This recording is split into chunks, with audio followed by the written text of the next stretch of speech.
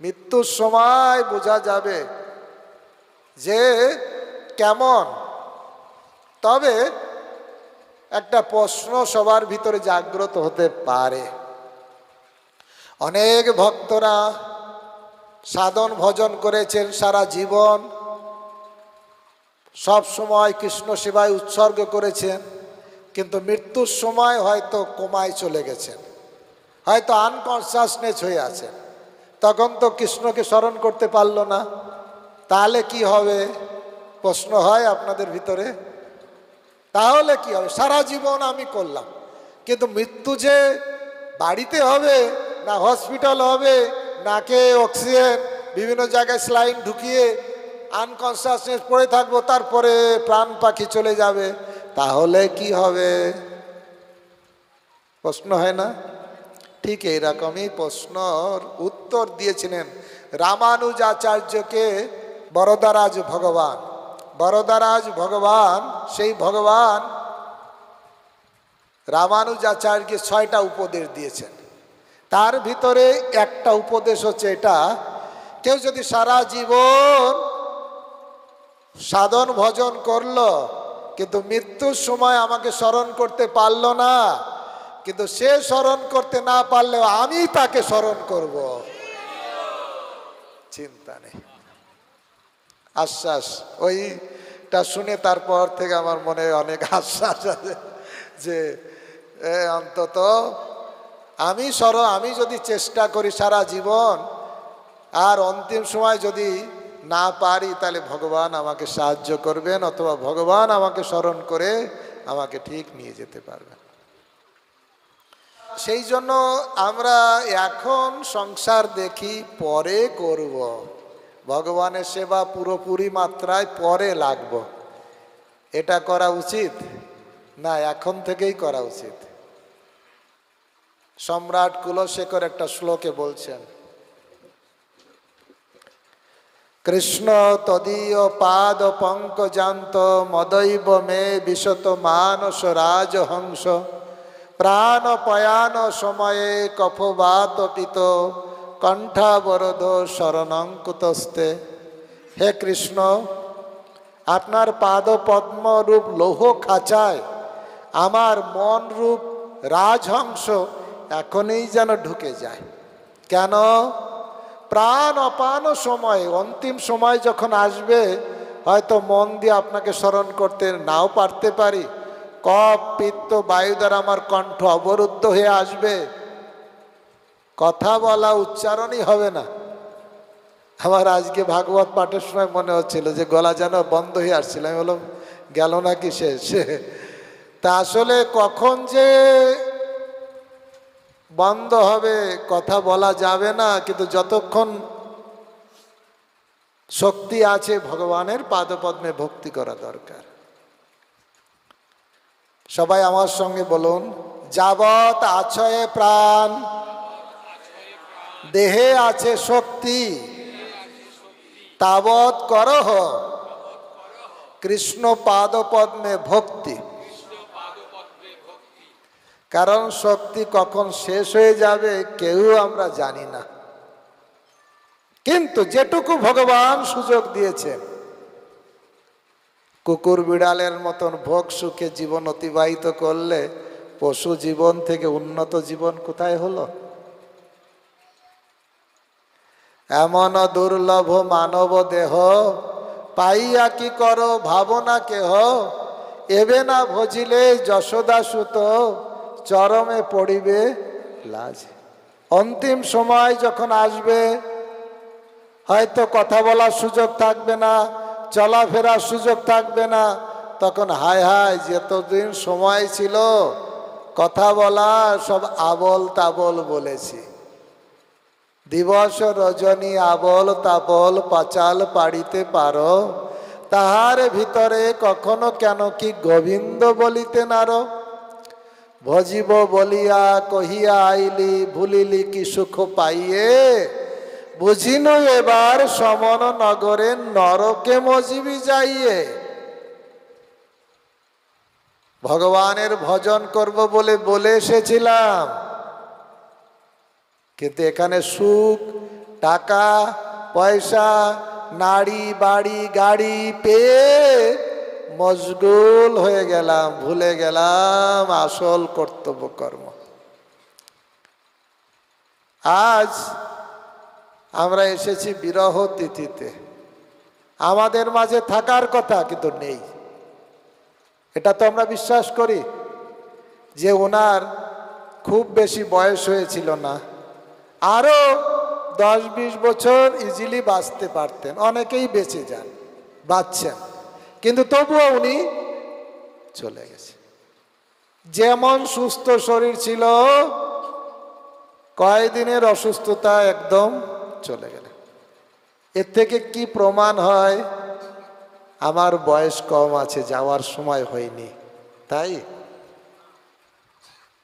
Cricket খেলা শুরু হচ্ছে, টি-20 মনে হয়, ভালো ভালো খেলোয়াড় ব্যাট নিয়ে নামবে আর বলবে আমি সেঞ্চুরি করব, 100 রান করব, কিন্তু ভালো খেলোয়াড়ও কখনো 10 রানে বোল্ড হয়ে যায়।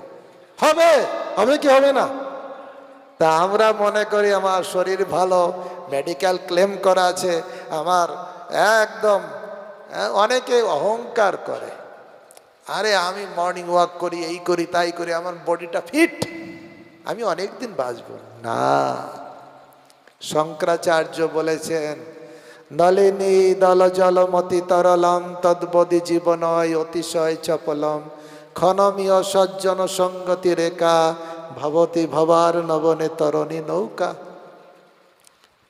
পদ্ম পাতার জল রাখলে জল যেমন টলমল করে, আমাদের জীবন সেই রকম।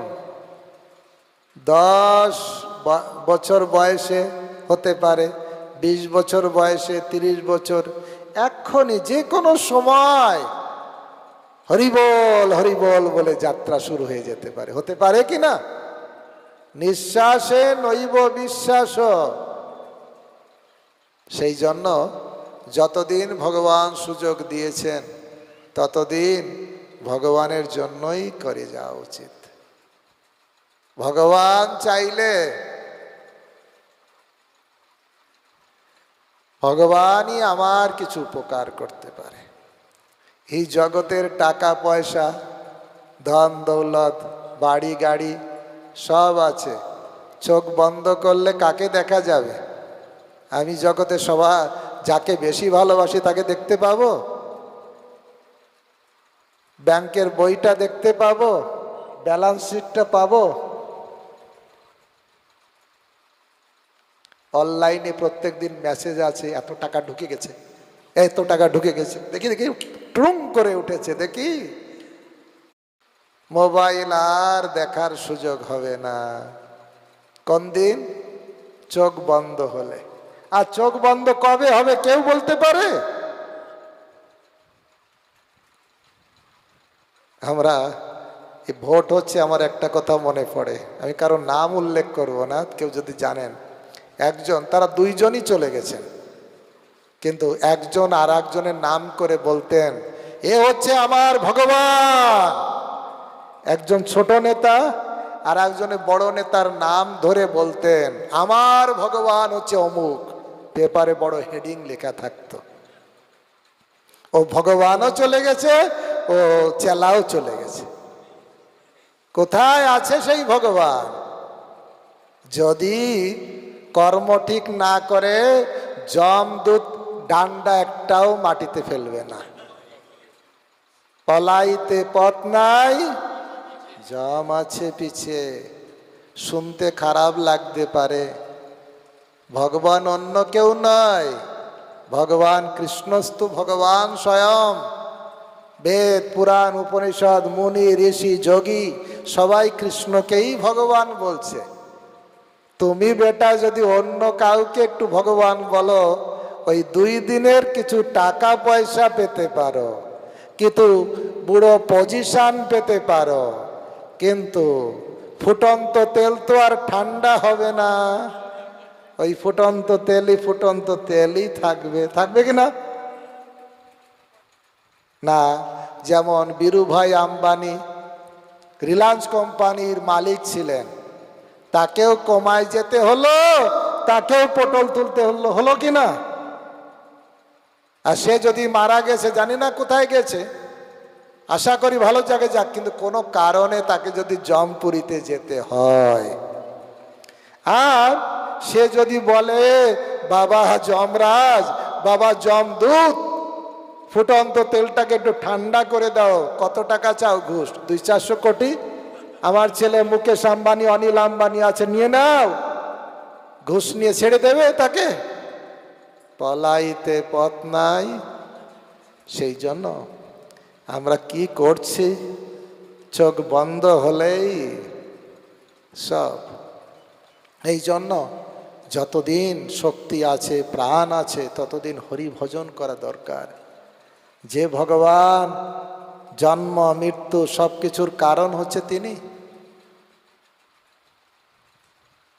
এই জড় জগতে আনন্দ আছে শুধু কৃষ্ণ নামে, ভগবত ভজনে, তাছাড়া অন্য কিছুতে আনন্দ নেই।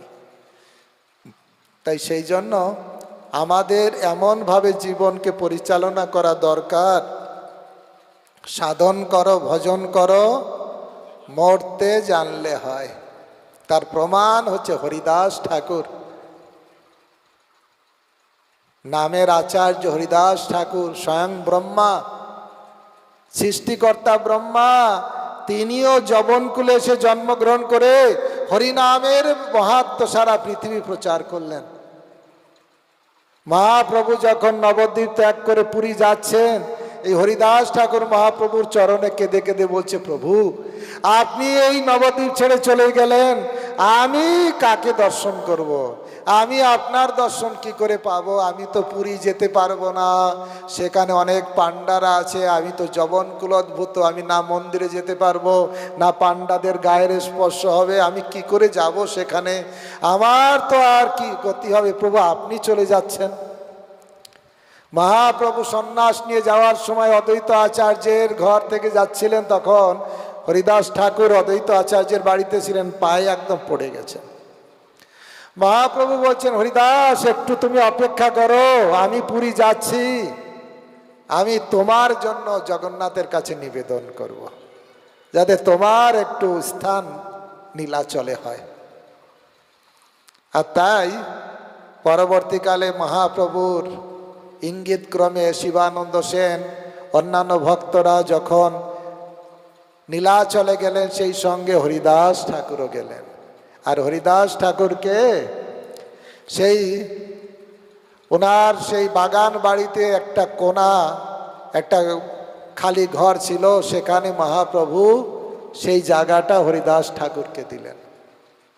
বাগান বাড়িতে সেখানে হরিদাস ঠাকুর থাকতেন আর ভজন করতেন। আর নীলাচল যে জগন্নাথের চূড়া দর্শন করতেন, দেখি প্রণাম করতেন। মন্দিরে যেতেন না। মন্দিরে কে আছে? জগন্নাথ আছে, অচল জগন্নাথ, অচল ভগবান। অচল ভগবানকে দর্শন করার জন্য মন্দিরে যেতেন না, কিন্তু সচল জগন্নাথ প্রত্যেক দিন উনার কাছে দর্শন দিতে আসতেন। কে সচল জগন্নাথ? মহাপ্রভু। কে অচল জগন্নাথ? ওই বিগ্রহ রূপে মন্দিরে যে ঠায় বসে আছে, নড়াচড়া নেই, কিন্তু চলন্ত ভগবান, সচল ভগবান প্রত্যেক দিন হরিদাস ঠাকুরের কাছে আসতেন, তাকে সঙ্গ দেওয়ার জন্য, দর্শন দেওয়ার জন্য। মহাপ্রভু প্রসাদ পাঠাতেন। একদিনের ঘটনা, হরিদাস ঘরে শুয়ে শুয়ে জপ করছেন। সাধারণত শুয়ে না, বসে জপ করতে হয়, কিন্তু যখন শরীর একেবারে অসুস্থ হয়ে যায় তখন আর কি করা যায়, তা শুয়ে শুয়ে মৃদু মৃদু হরিনাম করছেন। আর গোবিন্দ মহাপ্রভুর সেবক প্রসাদ নিয়ে এসেছেন হরিদাসকে দেওয়ার জন্য। হরিদাসকে যখন দিয়েছেন, তখন হরিদাসকে বলছেন, ওঠো প্রসাদ গ্রহণ করো। হরিদাস ঠাকুর বলছেন, আপনি প্রসাদ রেখে যান। তখন গোবিন্দ মহাপ্রভুর সেবক বুঝতে পারলেন হরিদাস ঠাকুরের শরীর ভালো নেই। গোবিন্দ যে মহাপ্রভুকে রিপোর্ট দিলেন, প্রভু আজকে হরিদাস ঠাকুরকে দেখলাম বড় শরীর খারাপ, তিনি শুয়ে আছেন, প্রসাদও উঠে গ্রহণ করলেন না। তখন মহাপ্রভু গেলেন, মহাপ্রভু যেও দেখলেন হরিদাস ঠাকুর শুয়েই শুয়ে জপ করছেন। তখন মহাপ্রভু জিজ্ঞাসা করলেন, কোন ব্যাধি কহত নির্ণয়, তেহ কহে সংখ্যা নাম নাহি পুরয়। মহাপ্রভুর প্রশ্ন, তোমার কোন ব্যাধি হয়েছে বলো। হরিদাস ঠাকুর কি বললেন, কি ব্যাধি? আমার সংখ্যা নাম সেটা পূরণ হচ্ছে না, এটাই হচ্ছে আমার ব্যাধি। আমাদের যদি কি জিজ্ঞাসা করা হয় শরীর কেমন, খারাপ, ভালো না, কি হয়েছে? এই হাঁটুতে ব্যথা, এই কাঁধে ব্যথা, এইখানে ব্যথা। কখনো বলি 16 নাম ভালো, 16 মালা ভালোভাবে জপ হচ্ছে না। হরিদাস ঠাকুর বলেন, আমার ব্যাধি হচ্ছে কি, আমার সংখ্যা নাম, যে নির্দিষ্ট সংখ্যা আমি জপ করি সেই জপটা হচ্ছে না। হে প্রভু, এটা আমার বড় ব্যাধি। তখন মহাপ্রভু বলেন, হরিদাস তুমি নামের আচার্য, জগৎকে তুমি নাম তত্ত্ব শিক্ষা দিলে, তোমাকে দেখে জগতের মানুষ নাম গ্রহণ করে। তুমি বৃদ্ধ হয়ে গেছো, আর এত ভজনে কেন আগ্রহ? তুমি একটু সংখ্যা নাম কম করো, তুমি তো মহান। মহাপ্রভু শ্রী মুখে হরিদাস ঠাকুরের গুণগান করছেন। হরিদাস ঠাকুর উল্টে বলছে, প্রভু প্রভু আমি অধম, আমি পামর, আপনি আমাকে এই উচ্চ আসন দিয়েছেন, কিন্তু আমি তো অধপতিত। তারপরে হরিদাস ঠাকুর মহাপ্রভুর কাছে বললেন, প্রভু আমার একটা নিবেদন আপনাকে গ্রহণ করতে হবে। কি হরিদাস, কি চাও? প্রভু আমি বুঝতে পেরেছি আপনি খুব তাড়াতাড়ি জগৎ থেকে চলে যাবেন, তা আপনি, আপনার বিরহ আমি সহ্য করতে পারবো না। আপনি জগৎ থেকে চলে গেলে আমি সেই কষ্ট সহ্য করতে পারবো না। তাই আমার ইচ্ছা আপনি যাওয়ার আগে আপনি আমাকে নিয়ে চলুন, আমি আগে যেতে চাই।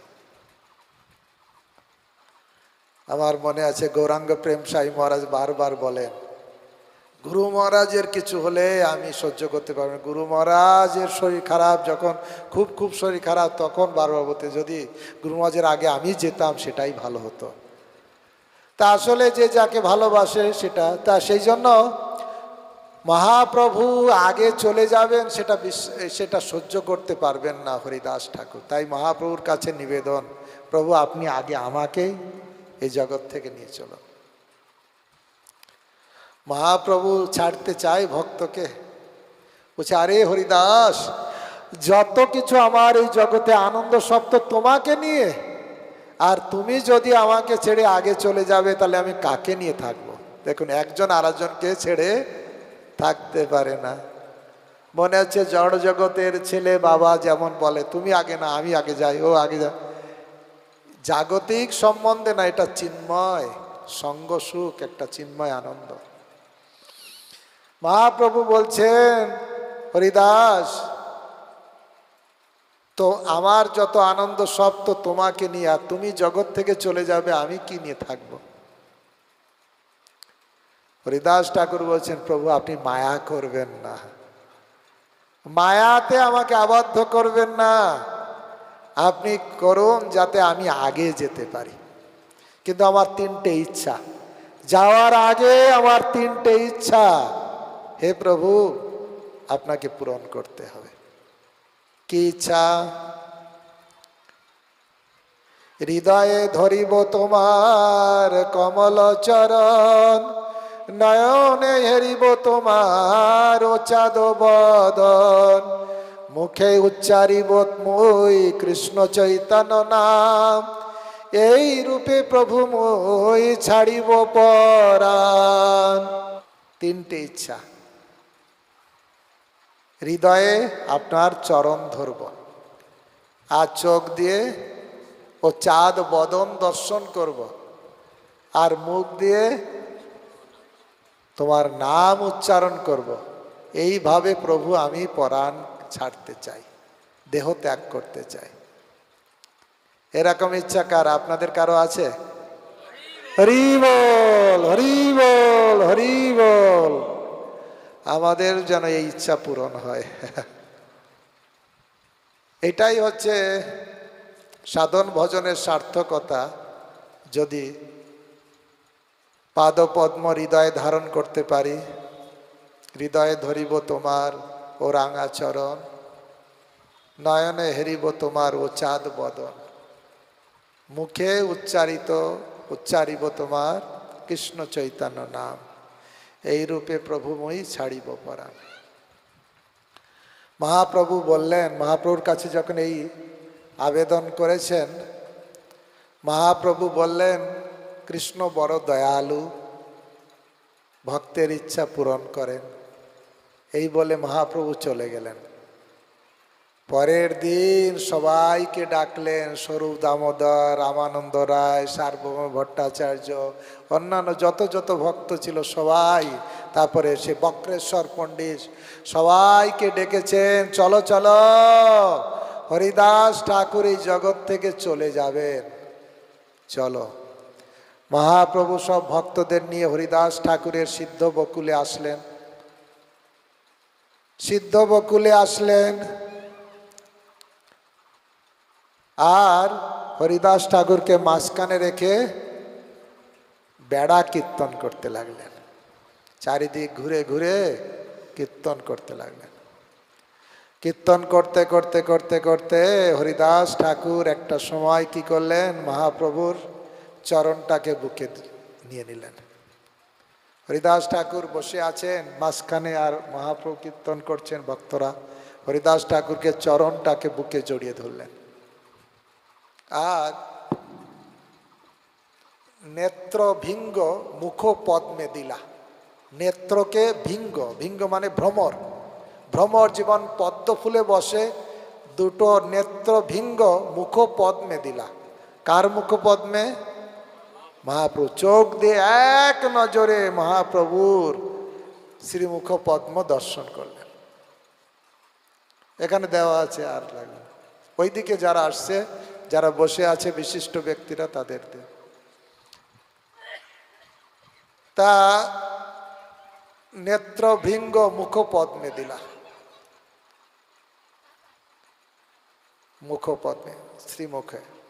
আর কৃষ্ণ চৈতন্য নাম বারবার, কৃষ্ণ চৈতন্য, শ্রীকৃষ্ণ চৈতন্য, শ্রীকৃষ্ণ চৈতন্য, শ্রীকৃষ্ণ চৈতন্য, হ্যাঁ, করিতে উচ্চারণ, নামের সহিত প্রাণ কইল উক্রমণ।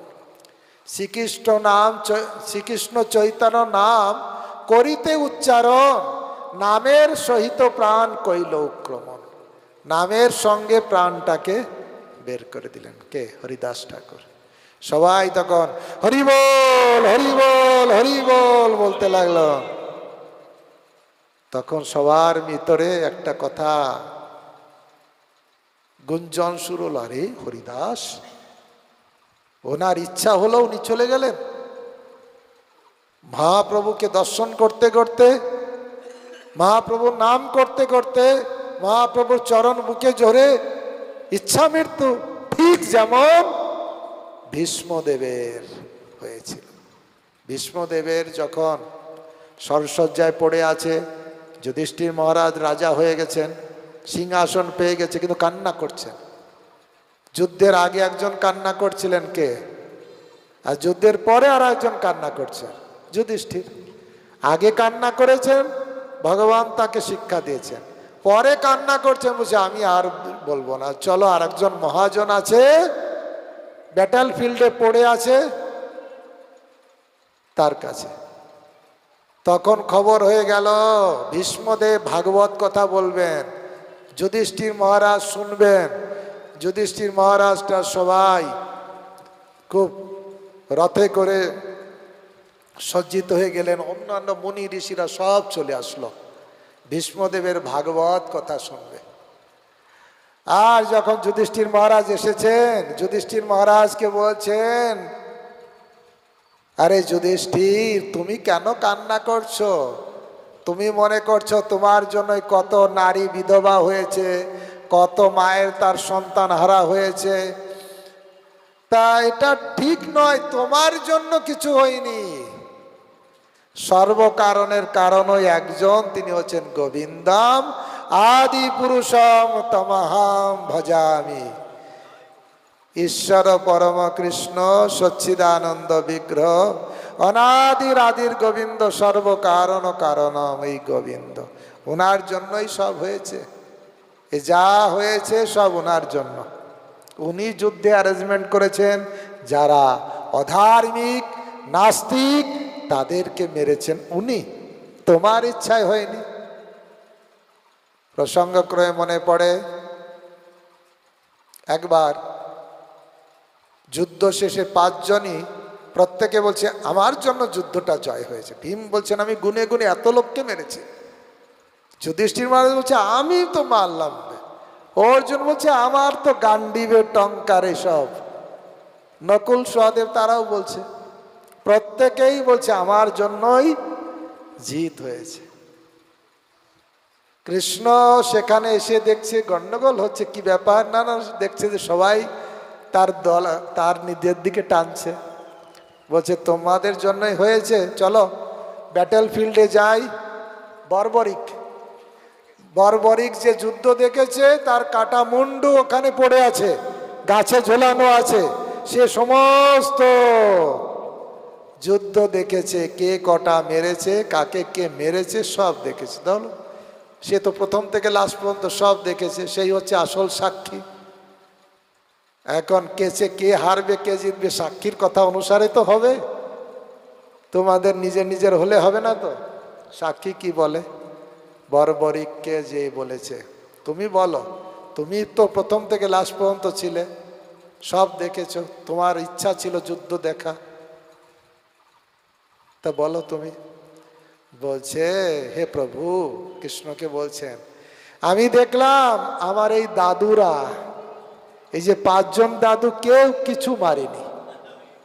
একটা সুদর্শন চক্র ভু হু করতে আসলো, সেই সবাইকে গলা কেটে দিল, সেই সবাইকে মারল। আপনার হাতের সুদর্শন, আপনার ইচ্ছার সুদর্শন সেই সব অসুরকে, সব নাস্তিকদের বিপক্ষ, যারা অধর্মের পক্ষ, তাদেরকে মারল।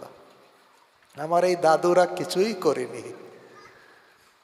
তখন সবাই বুঝতে, ঠিক সেরকম ভীষ্মদেব বলছেন যুধিষ্ঠির মহারাজ তোমার ইচ্ছায় যুদ্ধ হয়নি, তোমার ইচ্ছায় লোক মারা যায়নি, যার জন্য মারা গেছে সে হচ্ছে সর্বকারণের কারণ, সে হচ্ছে গোবিন্দ। তখন যুধিষ্ঠির মহারাজ স্যাটিসফাই হয়ে গেলেন। এবার ভীষ্মদেব ভাবছেন সব তো ঠিক, রাজা হয়ে গেল, যুদ্ধ জয়, সব কিছু আমার কাজ কমপ্লিট, এখন আমার যাওয়ার পালা। ভগবান এসেছেন, ঠিক টাইমলিও এসেছেন। তা সেই সময় ভগবানকে বললেন প্রভু আপনি আমার সামনে হাজির হয়েছেন, কৃপা করে আমার অন্তিম সময় এসেছেন, আমি আমার এক কন্যাকে আপনাকে সম্প্রদান করতে চাই। ভীষ্মদেবের এক কন্যা, কন্যার নাম কি? আসলে ভীষ্মদেব তো ব্রহ্মচারী, তিনি কখনো বিবাহ করেননি, তার কন্যা কি করে হবে? অর্থাৎ সবার আমাদের একটা কন্যা আছে, সেই কন্যা হচ্ছে মতি। মনকে বলা হয় মতি। এই মন রূপ মতিকে ভীষ্মদেব বলছেন আমার এই মতি অর্থাৎ মন রূপ মতিকে আমি আপনাকে সম্প্রদান করতে চাই। মতি যদি কৃষ্ণকে দেওয়া হবে তাহলে মতি হবে সতী, না হলে হবে বেশ্যা, অসতী। একটা শ্লোকে আছে চৈতন্য চরিতামৃত, প্রভু কহে স্বামী না মানে যেই জন বেশ্যার ভিতরে তারে করিয়ে গণন। একটা হচ্ছে ওখানে শ্রীধর স্বামীর কথা আছে, আবার এটাও যদি বলা হয় আমাদের জগৎ স্বামী কৃষ্ণকে যে মানবে না সে কুলোটা, বেশ্যার ভিতরে তারে করিয়ে গণন। তাই মতি কখন সতী হয়? যখন তার আসল পতিকে পায়। আসল পতি না পেয়ে যখন অন্য পতির পিছনে ছুটি আমরা, এই মানুষ, এই জন, এই অমুক তমুক, সেটা হয় অসতী। সতী হবে তখন যখন মন গোবিন্দ আসল পতি তার চরণে নিবেদিত হবে মন। তাই সময় চলিয়া যায় নদীর স্রোতের প্রায়, কি বলে এটা, কবিরা গাইছে। সবার সূর্য তো অস্ত হতে যাচ্ছে এক এক করে, কার কখন অস্ত হবে কেউ জানে না। আজ সবাইকে দেখছি, সামনের বছর আসতে আসতে আমি থাকবো কিনা তার গ্যারান্টি নেই, আমি থাকলে সবাইকে দেখতে পাবো কিনা তার গ্যারান্টি নেই। আছে কোনো গ্যারান্টি? তা আমার জন্য আপনারা কৃপা করবেন যেন ভগবানের পাদপদ্ম লাভ করতে পারি। কার কখন দিন শেষ হচ্ছে কেউ কিছু জানে না।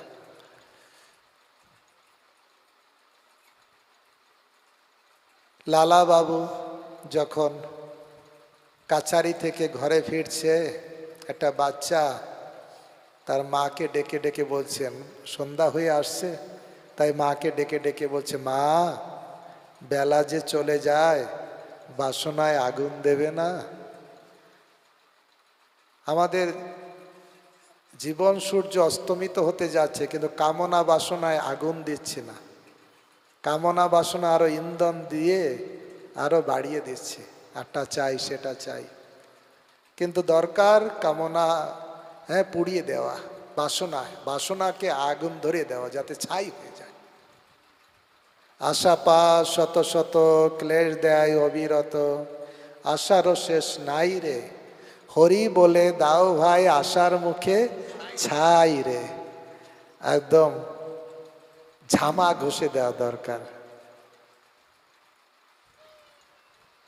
তাই জীবনে ভগবানের প্রতি আসক্তি বাড়ানো দরকার। কারণ আমার মতন যারা এখনো বিষয়ে আসক্ত হয়ে আছি, ভক্তিবিনোদ ঠাকুরের ভাষা অনুসারে বলছেন, সবাই আমার সঙ্গে বলুন, বিষয়ে যে প্রীতি এবে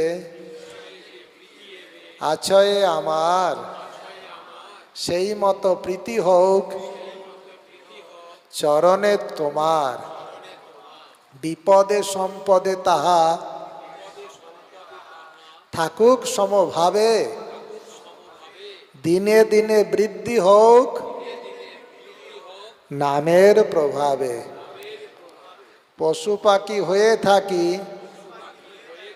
স্বর্গে বা নিরয়ে, তব ভক্তি রহু ভক্তি বিনোদ হৃদয়ে। আমি পশু পাখি কীট পতঙ্গ হই, কোথায় যাই তাতে দুঃখ নেই, কিন্তু আপনার চরণে যেন আমার মতি থাকে। যা চিত্রকেতু পার্বতীকে বলছিলেন। আজকে আমরা ভাগবতমের ষষ্ঠ স্কন্ধের কি সপ্তদশ অধ্যায় পড়ছিলাম। তাতে বর্ণনা আছে যে চিত্রকেতুকে যখন পার্বতী অভিশাপ দিয়েছে, যা অসুর হয়ে জন্মগ্রহণ কর, তুই শিবকে চরণে অপরাধ করেছে এইরকম তুই কথা বলছিস। তখন চিত্রকেতু একটুও রাগলেন না, না রেগে বরঞ্চ রথ থেকে নেমে পার্বতীকে প্রণাম করলেন। কেউ যদি অভিশাপ দে তোর ঘর পুড়ে ছাই হয়ে যায়, আমি কি করব? তাকে প্রণাম করব? কেউ যদি বলে তোর এই দেহটা বাদ দিয়ে একটা অসুর দেহ হয়ে যাবে, আমি কি তার প্রতি খুশি হব? যারা ভক্ত দেখুন কি কোয়ালিটি, ভাগবতমে ভক্তদের গুণাবলীতে পরিপূর্ণ। আর ভাগবত বলছে সেই ভাগবত, অন্য পুরাণে উল্লেখ করা আছে, সেই ভাগবত পড়া উচিত যেখানে বৃত্তাসুরের কথা বলা আছে। দেখুন ভাগবতে অনেক লীলা বর্ণনা আছে, গোপীদের কথা বলা আছে, অনেক ধ্রুব মহারাজ প্রহ্লাদ মহারাজের কথা বলা আছে, কিন্তু পুরাণে একটা শ্লোক বলা আছে সেই ভাগবত পড়া উচিত যে ভাগবতে বৃত্তাসুরের কথা আছে। এই বৃত্তাসুরের আগের জীবনে তিনি ছিলেন চিত্রকেতু। চিত্রকেতু তখন পার্বতীকে প্রণাম করে বলছেন, হে মা, আপনি আমাকে অভিশাপ দিয়েছেন অসুর হই, তাতে আমার কোনো দুঃখ নেই, কিন্তু আপনি আশীর্বাদ করুন আমি যে দেহে থাকি সেখানে যেন আমি কৃষ্ণ ভাবনায় থাকতে পারি। এই জন্য ভক্তিবিনোদ ঠাকুর লিখেছেন, পশু পাখি হয়ে থাকি স্বর্গে বা নিরয়ে, তব ভক্তি রহু ভক্তি বিনোদ হৃদয়। এবং আপনারা এর আগের অধ্যায়গুলোতে পড়বেন, দেখবেন বৃত্তাসুর অত বড় অসুর যখন ইন্দ্রের সঙ্গে যুদ্ধ হচ্ছে, ইন্দ্র তো পলায়ন করেছে, ভগবান বিষ্ণু শরণ নিয়েছে। ভগবান বিষ্ণু বলছে যাও দধিচি ঋষির কাছে যাও, তার অস্থি নাও, বজ্র তৈরি করো, তারপরে তাকে মারো। দধিচি তাই অস্থি দিয়ে দিলেন, বজ্র তৈরি হলো। বজ্র নিয়ে গিয়েছে কার? বৃত্তাসুরের কাছে। আর বৃত্তাসুর এমন এক গদা দিয়ে ঘা দিয়েছে, তার সঙ্গে যে তার ঐরাবত ছিল কত 20-50 হাত দূরে যে ত্রাণ করে পড়েছে। ইন্দ্র পড়ে গেছে, ঐরাবত পড়ে গেছে, তার মাথা ফেটে টেটে অবস্থা খারাপ। কার? ঐরাবতের। বৃত্তাসুর ইচ্ছা করলে ইন্দ্রকে এক থাপড় দিয়ে ওখানেই মেরে দিতে পারে, কারণ ঐরাবত থেকে পড়ে গেছে। আর আবার বৃত্তাসুর বলছে ওঠো ইন্দ্র ওঠো, সময় দিয়েছে। ইন্দ্র আবার তার অমৃত দিয়ে ঐরাবতকে সুস্থ করেছে। ভয় পাচ্ছে কে? ইন্দ্র ভয় পাচ্ছে বৃত্তাসুরে, এক গদা আঘাতে যদি এই অবস্থা হয় তাহলে আমার কি অবস্থা করে দেবে। তখন ইন্দ্রকে বলছে তোমার হাতে বজ্র আছে, বিষ্ণুর শক্তি দ্বারা বজ্র, যদিচিমণির অস্থি, ওই বজ্র মারো। কেউ চায় মৃত্যু? বলো মারো মারো। কারণ কেন? আমি এই অসুর দেহ থেকে মুক্ত হব। ভগবানের পাদপদে তখন সুন্দর সুন্দর 2-3টে প্রার্থনা করেছেন। হে প্রভু, ভগবানের কাছে প্রার্থনা করছেন আমাকে এই করুন যেন তদ্ভক্ত সঙ্গে, আপনার ভক্ত সঙ্গে সবসময় প্রীতি থাকে। সব এত সুন্দর সুন্দর 2-3টে স্তব করেছেন। কে? বৃত্তাসুর, ভগবানের উদ্দেশ্যে। মৃত্যুর সময় কারো এত চেতনা থাকতে পারে ভগবানের কাছে? তখন তো মারামারি, রাগ, টেম্পারেচার কত উপরে চলে যায়, মারবো কি করে? ওতে বিচলিত নয়। সেই জন্য শিব পার্বতীকে বললেন লাস্টে, যখন চিত্রকেতু যখন পার্বতীকে বলেছেন মা আপনি আমাকে আশীর্বাদ করুন যে কোনো অবস্থায় যেন আমি কৃষ্ণ ভাবনায় থাকতে পারি, তখন শিব পার্বতীকে ডেকে বলছে দেখো দেখো দেখো কৃষ্ণ ভক্তের গুণ দেখো, চোখ খুলে দেখো। তুমি চিত্রকেতুকে অভিশাপ দিলে, চিত্রকেতু এমন বড় ভক্ত ছিল, উল্টে তোমাকে অভিশাপ দিতে পারত, কিন্তু কি অভিশাপ দিল না। তাই তখন শিব বলছেন নারায়ণা পরা সর্বে ন কুটস্থ বিপর্তে স্বর্গে অপবর্গ তুল্যার্থ দর্শিন। নারায়ণ পরায়ণ ভক্ত দেখো স্বর্গে মর্তে অপবর্গ সব জায়গায় একই সমান মনে করে, যেখানে থাকি না কেন কৃষ্ণ ভাবনায় থাকে। এই জন্য আমরা যে যে অবস্থায় আছি না কেন আমাদের অনুশীলন করা দরকার যেন আমরা কৃষ্ণ চেতনায় থাকতে